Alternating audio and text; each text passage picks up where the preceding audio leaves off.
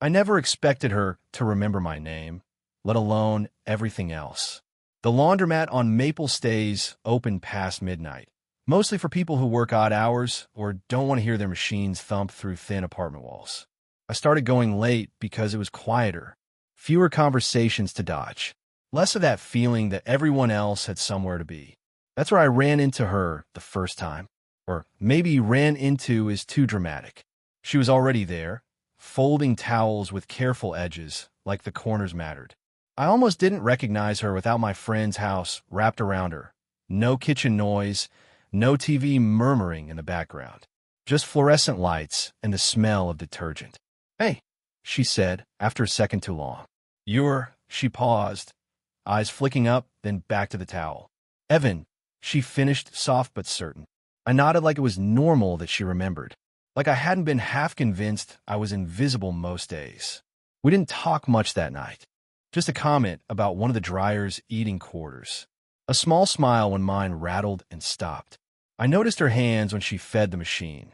Rings off, nails short, a faint line of detergent on her wrist she didn't bother wiping away. After that, our routines started overlapping. Same nights, same row of machines. I pretend I hadn't timed it. She'd ask if my load was heavy enough to share a dryer. Sometimes it was, sometimes it wasn't, and we did it anyway. She had this way of listening that made you slow down without realizing it.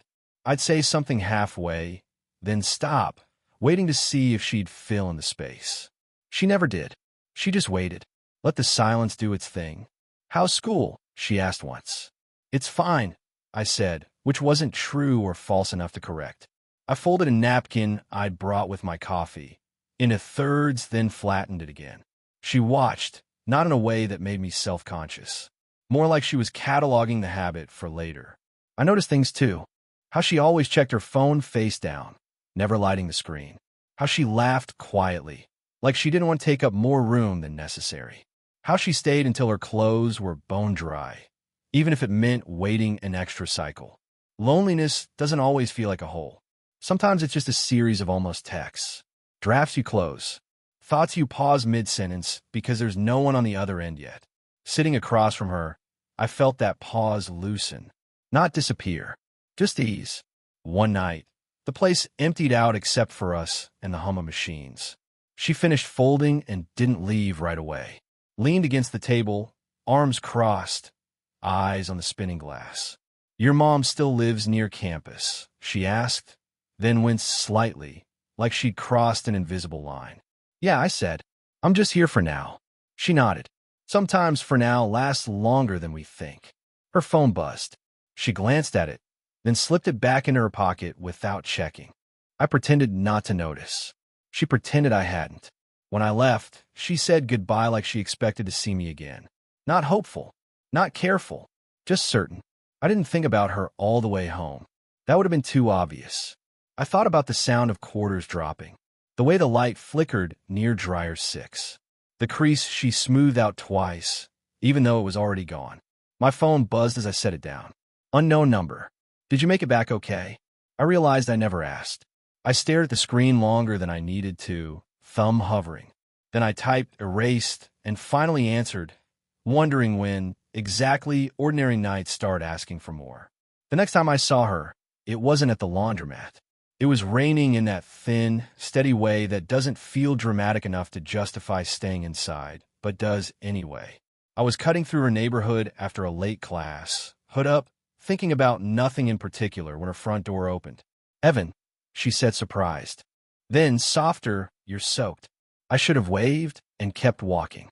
That would have been the clean version of the story. Instead, I stood there dripping onto her welcome mat while she hesitated just long enough to make it clear she'd thought about it. "Come in," she said. "Just for a minute." Inside, the house felt paused. Lamps on, no TV. A mug already on the counter like she'd meant to use it and forgot. She handed me a towel and turned away, busying herself with the kettle. I dried my hair more than necessary, buying time. "You take your tea with sugar?" she asked. Yeah. One." She remembered. Of course she did. We sat at opposite ends of the kitchen table, steam curling between us. The rain tapped against the windows. She wrapped both hands around her mug, but didn't drink. My son tells me you're thinking of transferring, she said. I winced. He talks too much. She smiled, then let it fade. I did that once. Transferred. Thought it would fix everything. Did it? She shook her head. It just changed the scenery. That was the first real thing she gave me. Not heavy, just honest. I nodded like I understood, even though I was still trying to figure out what I wanted my life to look like next month, let alone years from now. There were a dozen things I didn't say. That being in her kitchen felt steadier than anywhere else lately. That I like how she listened with her whole body, leaning in slightly like words mattered. That I kept imagining what it would be like if this was normal. If she wasn't my friend's mom, if the math of our ages didn't sit between us like an unsolved problem. She stood to rinse her mug, then paused. She stopped. Exhaled. I don't get much adult conversation anymore. The way she said adult wasn't loaded. It still landed. I don't either, I said. It came out quieter than I meant. We ended up standing side by side, watching the rain slow. Not touching. Close enough that I could smell her soap. Clean, familiar from another life. I noticed a stack of mail on the counter. One envelope opened and folded back shut. A name I recognized. A separation notice. Maybe. I looked away. Your jacket, she said suddenly. You left it here last time. She held it out, careful not to brush my hand. I took it anyway. Our fingers grazed, barely. The kind of contact you could deny later if you needed to. She laughed softly, like she was embarrassed by something she hadn't done. Guess I'll see you around. Yeah, I said. Yeah. I don't know why that moment stayed with me. Maybe because it felt like someone finally saw me. Or maybe because, as I stepped back into the rain, wearing a jacket that still held her warmth, I knew I'd already crossed a line I hadn't meant to notice. After that night, the laundromat went quiet again. Not empty, just missing her. I kept going at the same hour out of habit. Same machine. Same chair with the bent leg. I told myself routines matter. I didn't tell myself who I was waiting for. When she didn't show, I folded faster than necessary, eyes lifting every time the door chimed. It never did. I saw her 3 days later at her son's place. I hadn't planned on staying long, just dropping off a book I'd borrowed, saying hi, disappearing before anyone could ask questions. She was in the kitchen, sleeves rolled up, hair pinned back like she was bracing for work she hadn't started yet. Hey, she said. Then, after a beat, hi. Too formal. Too careful. She didn't ask about my week. Didn't mention the rain, the jacket, the text that ended with sleep well, and nothing after. She wiped the counter that was already clean. I leaned against the doorway, hands in my pockets, suddenly very aware of how this must look from the outside. Her son, my friend, wandered in, grabbed a drink, glanced between us. Not suspicious, just observant in that casual way people are when they're not looking for trouble. You heading out? He asked me. Yeah, I said too quickly. She looked up then. Our eyes caught. Held. Something passed. Recognition, maybe. Or warning. Drive safe, she said. A line she'd used before. It sounded different now. Outside. I sat in my car longer than I should have. Imagine knocking again. Imagine not. Imagine her opening the door, surprised but not really. Imagine stopping myself. The next week, she texted. Late. Earlier than midnight. Later than polite. Are you up? I stared at it. Typed yeah. Deleted. Type what's up. Deleted. Finally, I am. She replied almost immediately. I shouldn't have been distant. No, I'm sorry. Not I miss you. Just that. We met for tea this time. Neutral ground. A small place that smelled like citrus and steam. We sat across from each other, knees not quite touching. She kept her hands wrapped around the cup like it was anchoring her. I don't want to confuse you, she said. I nodded because that felt safer than asking about what. I've been doing that lately, she added. Confusing things. I watched her mouth shape the words. The pause after. I wanted to reach across the table, not to fix anything, just to stop the gap from growing. A woman from the counter called her name. She flinched, stood. When she came back, she sat closer than before. Not touching, close enough to feel. You should go, she said softly. I know, I said. Neither of us moved. She leaned in just a little, enough that I could see the fine lines near her eyes. Enough to smell her tea. My thoughts broke into fragments. This is a bad idea. Don't, just this once. I don't know who closed the distance. I only know we stopped an inch short, breath shared, everything unsaid hanging heavy between us. Then she pulled back. "Evan," she said, my name like a boundary. And that was it. It happens on a bench. Nothing cinematic about it.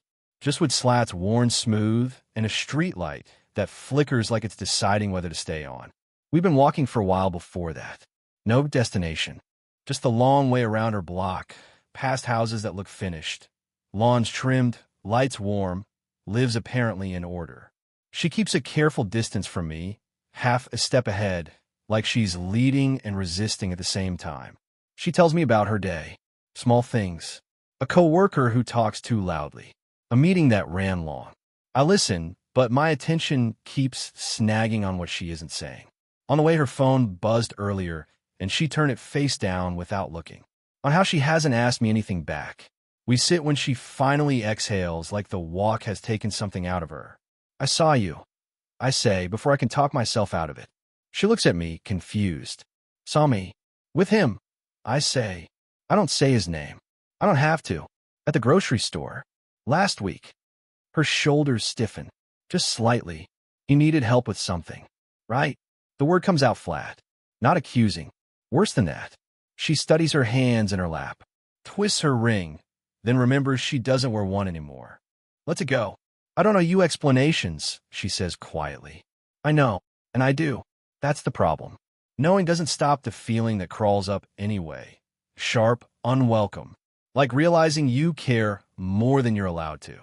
She turns toward me then. Fully. "This is why I've been careful.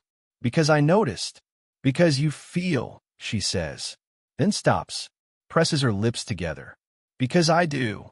The streetlight hums. A car passes. Someone laughs. 2 houses down. The world keeps itself busy while we sit there exposed. "I don't want to be this person," she says. The one who blurs lines. Who borrows closeness from someone who hasn't lived long enough to know what it costs. "I'm not borrowing," I say. "I'm here." She shakes her head like I've missed the point. "You don't see what you're giving." I want to tell her I do. That I see every bit of it. The risk, the imbalance, the way this could tilt and never level out again. I don't say it. Instead, I reach for the sleeve of her coat. Stop short. Let my hand hover there, asking permission it might not get. She watches my hand. Doesn't move away. "I think about you more than I should," she says, barely above a breath. At night, when things are quiet, that's when I know it's gone too far. My chest tightens. Not triumph. Something heavier. "Then tell me to stop," I say. She looks at my face like she's memorizing it. Like she's trying to decide what version of herself walks away from this bench. Her voice breaks, not dramatically. Just enough. "What do you think I'm trying to do?" She leans in. Close enough that the space between us feels charged, fragile. My question hangs there, unanswered, shaping itself around the moment. If she doesn't stop me now, will either of us know how to stop later? After the bench, everything changes without being announced. She doesn't say we should stop. She doesn't say this was a mistake. She just rearranges herself out of my days. Her texts become polite. Short. Replies that land hours later, like she's consulting something before answering. When I suggest the long walk again, she says she's busy. When I pass by her street, the lights are off earlier than usual. Or maybe I'm just telling myself that. I stop going to the laundromat at night. Not as a statement. More like my body refuses to show up where it expects something that might not happen.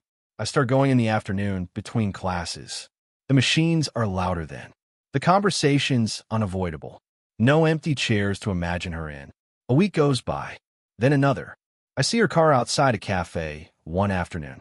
Not the tea place. Somewhere brighter. She's inside with a man I don't recognize. He leans in when he talks. Familiar posture. Too comfortable. I don't go in. I circle the block twice like I've forgotten something important. That night, she texts. I should have told you. I sit on my bed with my phone on my chest, staring at the ceiling. I don't answer right away. For once, I'll let the silence do what it wants. She sends another message. My ex has been around, trying to fix things. Feeks. The word sticks. I type, "Are you okay?" Delete it. Type, "You don't owe me explanations." Delete. Type nothing. I imagine what she didn't say. That history has gravity. That shared years way more than shared moments. That choosing the familiar doesn't mean choosing happiness, just choosing what hurts less predictably. I think about her son, my friend, about how he looked at us in the kitchen weeks ago, casual, unknowing. I think about what it would mean if he ever knew. How quickly something quiet could become damage. The next time we do see each other, it's accidental. I'm returning a book to her son. She opens the door before he can. She looks thinner. Or maybe I'm noticing differently. There's a hesitation before she steps back, letting me in. The house smells the same. That almost makes it worse. Hi, she says. Hey, that's it. No apology. No explanation. Just the weight of everything we didn't finish. She doesn't offer tea. I hand the book over, careful not to touch her. She watches me like she wants to say something and is afraid of what it might open. Her phone buzzes on the counter. She doesn't look at it. I hope you're doing okay, she says finally. I am, I say. It's not a lie. Not the truth either. When I leave, she doesn't follow me to the door. Outside, I sit in my car and type a message I don't send. I would have waited. Delete. I miss you. Delete. I understand. Delete. I don't feel heartbroken. I feel paused. Like life forgot to finish the sentence. The laundromat chair stays empty at night. The bench stays just a bench. And somewhere between what almost happened and what didn't, we learn how quietly things can end without ever really ending at all. It happens in her kitchen again. Not planned. Not invited. I'm dropping off something small, a jacket she left in my car weeks ago, forgotten and then not. I almost leave it with her son. Almost. Instead, I knock. She opens the door like she already knew it was me. For a second, neither of us speaks. The house sounds lived in a way it hadn't before. Music low somewhere, a pot cooling on the stove. Evidence of motion, of decisions. You don't have to come in, she says. I know. I hold up the jacket. She stares at it longer than necessary, like it's proof of something she hasn't decided how to name. Okay, she says. Just that. Inside, we stand near the counter. Close enough that the old familiarity hums, thinner now, edged with caution. She takes the jacket, folds it once, sets it down. Doesn't look at it again. I wasn't fair to you, she says. I shake my head. You were honest. Eventually. She lets out a small breath. Relief, maybe, or permission. I kept telling myself I was protecting you, she says. But really, I was protecting myself. I lean against the counter. My hands find the edge, steadying. I knew there was an ending built into this. Her eyes flicker. And you stayed anyway. So did you. Silence settles. Not awkward. Earned. She looks tired. Not broken. Just worn from carrying something she finally set down. I realized then that whatever choice she made with her past, it cost her. That there was no clean version of this for her. Or for me. I didn't want to need you, she says quietly. That scared me more than wanting you. That's the most she's ever said. It lands heavy, careful. I don't reach for her right away. I let it sit between us, like the truth needs room. I didn't want to be a secret, I say, or a pause in your life. You weren't, she says quickly. Then softer, correcting herself. You were a mirror, and I wasn't ready to see everything yet. I nod. That feels accurate. Enough. We stand there, close, but not touching. The old pull is still there. Fainter, steadier. Less dangerous because it's named now. I think this is where we stop, she says. Not asking. I think so too. There's loss in it. Also relief. I feel both without needing to sort them. She steps closer then. Just enough to rest her hand on my arm. Not a grab. Not a plea. A grounding touch. Human. Brief. Thank you, she says. For being gentle. I smile small. You too. She lets her hand drop. We look at each other one last time. No urgency left to satisfy. At the door, she pauses. Take care of yourself, Evan. I will. She nods. Once. Like that's enough. And when the door closes, it doesn't feel like something slammed shut. It feels like something finished, quietly, honestly. Okay. Time passes in ways you don't notice until you do. The bench gets repainted sometime in the spring. A brighter green that looks wrong for a while. I still walk past it some mornings at 8:47, coffee in hand. Black now, no sugar. Not because of her, just because habits evolve when no one's watching. We don't talk for months. Not out of rules. out of respect for the quiet we earned. I finished the semester. Move apartments. Learn which grocery store has the least aggressive lighting. Life steadies. Not exciting. Not empty either. Just workable. Then one morning, the laundromat door chimes. I look up without thinking. She's there. Same careful posture. Different haircut. Shorter. Lighter. Like she stopped carrying something heavy and her body noticed before her face did. We don't rush toward each other. That would be wrong for us. Hi, she says. Hey, that's enough to start. We sit with our coffees on opposite ends of the folding table. She has tea. Citrus. Steam rising. A quiet callback neither of us names. How have you been? She asks. I shrug. Good. Better. She nods. Me too. This time, the silence doesn't ache. It rests. We talk about ordinary things. Her work. My plans. She tells me her son moved out for good. I tell her I finally feel like I'm staying somewhere on purpose. I thought about you, she says, not looking at me. A lot, but in a calmer way. I smile. Me too. After that, we start walking again. Daytime walks. Nothing hidden. Nothing borrowed. Just steps matching naturally like they always wanted to. There's no big moment where we decide. No announcement. We just stop pretending we're strangers. We sit on the bench again, one afternoon, paint chipped already. She laughs about it. I tell her some things never get to stay perfect. She looks at me then. Really looks. Not searching. Choosing. You know, she says, I'm not afraid now. Of what? Of needing something that's good. I don't answer right away. I take her hand. This time, fully. No hobbling. She squeezes once. Grounded. Real. We don't kiss dramatically. It's brief. Familiar in a way that surprises us both. Like something resumed, not begun. Life after that is normal. Mornings overlap. Evenings stretch. She learns I drink black coffee now and smiles like she remembers the old version fondly. I learn she still checks her phone face down, but now it's habit, not avoidance. Sometimes we sit without talking. Sometimes we talk too much. We disagree about movies. She folds towels with the same careful edges. I still pause before sending texts, but now I send them. It's not perfect. It's better than that. One night, much later, we pass the laundromat on our way home. The lights are on. Someone's folding alone. She squeezes my hand. Funny where things start. Yeah, I say. And where they don't end. We keep walking. And in that quiet space between us, between who we were and who we are now, I realize something simple, something only we would understand. Some love doesn't arrive loudly. It just stays.